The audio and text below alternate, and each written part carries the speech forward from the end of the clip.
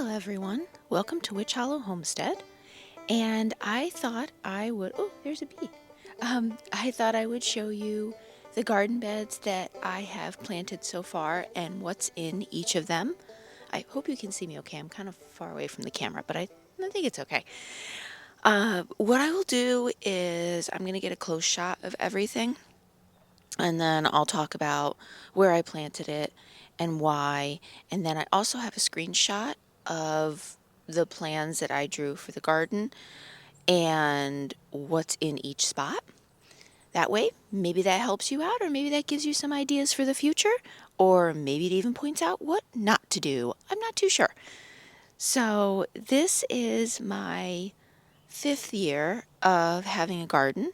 I've learned a lot in the last 5 years, but as you know, if you garden, there is so much out there to learn and know. And depending on your climate and where you live, things can be different for some compared to others. So this big bed that I'm standing behind, this is a new bed this year.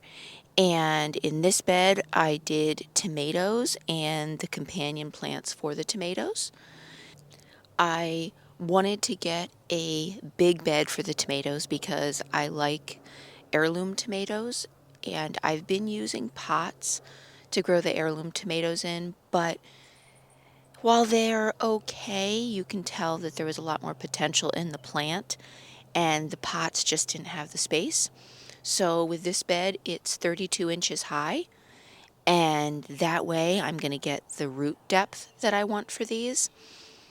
The only thing that I didn't think about after I put this in and filled it with dirt was that heirloom plants can grow up to like 5 or 6 feet tall.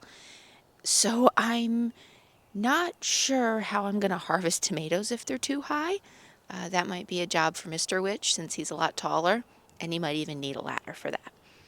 But we will worry about that when the time comes. I put in some of these metal fencing poles, and then I did some of this metal fencing. I zip tied it to the poles, and this is going to be my trellis.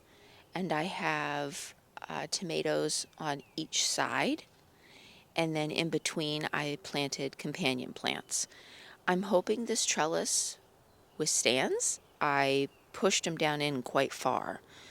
And my plan is, as the tomato plants grow, to put one tomato plant on one side and then the one on the other side, put it on the other to kind of counterbalance it a little bit.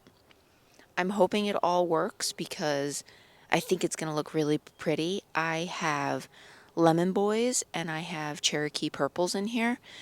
So I think that's going to look really neat to come out and see yellow and purple mixed in. Very, very excited about that. I planted 4 sweet alyssum in between each set of tomato plants because tomato plants and alyssum go really nicely together. The alyssum draws beneficial pollinators for the tomato plants, and they grow nice and low, so that way they don't interfere with the tomato plants. I planted 1 petunia. I went to the place I love to go to get my plants, and they had black petunias, which I've never seen before, and I absolutely love anything black, as well, as you can tell by the outfit I have on. So I bought some black petunias. I put those in. I have planted daikon radishes back here along with regular radishes. I have a marigold plant as well to deter pests. I've planted 3 different sections of beets, 2 different sections of carrots. I planted arugula, and I also planted mizuna. And then I have 1 section left that I am going to put, I think, a marjoram plant in. If not, I might do a nasturtium and 2 basil.